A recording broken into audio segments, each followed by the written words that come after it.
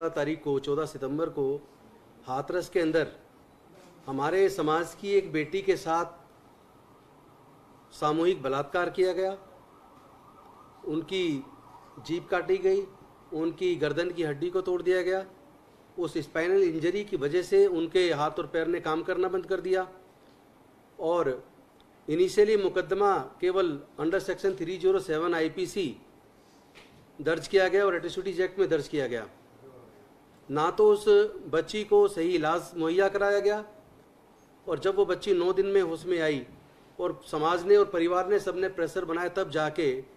UP की police ने gang rape का मुकदमा दर्ज किया और उसको अच्छा इलाज नहीं मिला।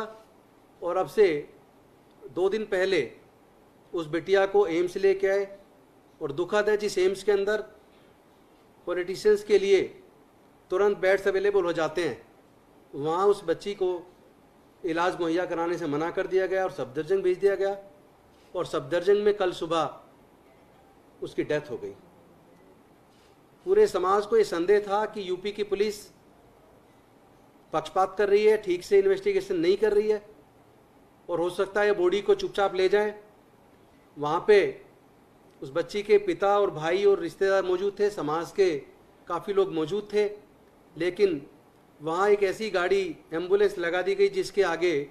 नंबर प्लेट भी नहीं थी। हम लोग एक साइड में किनारे पे फिजिकल डिस्टेंसिंग मेंटेन करते हुए खड़े हुए थे थोड़े थोड़े गैप के बाद। तो वहाँ हमारे साथी अजय दत्त जी ने आगे आके पुलिस को कहा कि ये जो गाड़ी है इस पर तो नंबर प्लेट भी नहीं है, आप कहाँ लेके जा रहे हैं बॉडी को। उनके माँ बाप यहाँ मौजूद हैं, रिश्तेदार मौजूद हैं, समाज के लोग मौजूद हैं, आप बॉडी को उनको नहीं दे रहे हैं। उसके तुरंत बाद वहाँ पे जो मेरे ख्याल से वो शायद डीसीपी थे जो नीली शर्ट पहने हुए थे,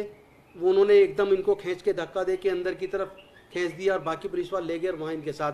बदतमीजी भी की गई। इनसे कुछ ही डिस्टेंस पे नज़दीक वहाँ पे सौरभ भारद्वाज जी भी थे जो हमारे मुख्य प्रवक्ता हैं, और उन्होंने मुझे आज सुबह बताया कि जो वो डीसीपी थे वो कह रहे थे इसको मैं देखता हूँ जाति का नाम लेके, और उन्होंने आके उसके बाद इनको पकड़ के अंदर खींचा और पुलिस के लोग उनको अंदर लेके गए। ये बेहद शर्मनाक है। एक जनता के चुने हुए प्रतिनिधि के साथ, एक एमएलए के साथ अगर इस तरह हो सकता है तो फिर आम लोगों के साथ क्या होगा। और साथ ही साथ उस डेड बॉडी को परिजनों को देने की बजाय जो एक लीगली जो जरूरी है, लेकिन वो कानून की पूरी अवहेलना करते हुए बॉडी को चुपके से वहाँ से लेके चले गए। उनके घर वालों को घर में बंद कर दिया गया और रात में अंधेरे में बॉडी को क्रीमेट जिस तरीके से किया, वो सारी चीज़ें आपके सामने आई हैं। तो हम ये मांग करते हैं कि जो एरिया के जो डीसीपी हैं और जो पुलिस के अधिकारी वहाँ मौजूद थे, एसीपी और एसएचओ थे, जिन लोगों ने हमारे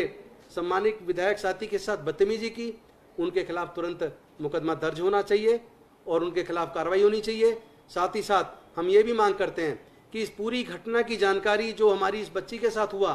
इसकी जो जांच है वो यूपी पुलिस ना करे, उस पर हमें बिल्कुल भरोसा नहीं है। क्योंकि रात को जब हमने टीवी पे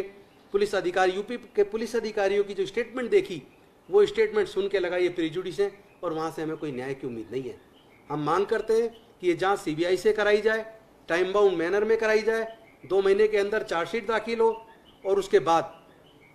फास्ट ट्रैक कोर्ट बना के 6 महीने के अंदर दोषियों को फांसी की सजा दी जाए। साथ साथ हम ये भी मांग करते हैं कि पीड़ित परिवार को 2 करोड़ रुपए मुआवजा दिया जाए, उनके परिवार को एक सदस्य को सरकारी नौकरी दी जाए, और साथ में ये भी मांग करते हैं उस परिवार को सुरक्षा प्रदान की जाए, क्योंकि वहाँ सुरक्षा के नाम पे कुछ भी नहीं है। परिवार बेहद डरा हुआ है। उसके भाई ने और बेटे ने हमें बताया कि उनको लगातार थ्रेट्स मिल रही हैं और उनको कोई उम्मीद नहीं है कि न्याय मिलेगा, और साथ में उनको ये भी डर है कि कहीं उनके साथ कोई बड़ी वारदात ना कर दी जाए, इसलिए उनको सुरक्षा मुहैया कराई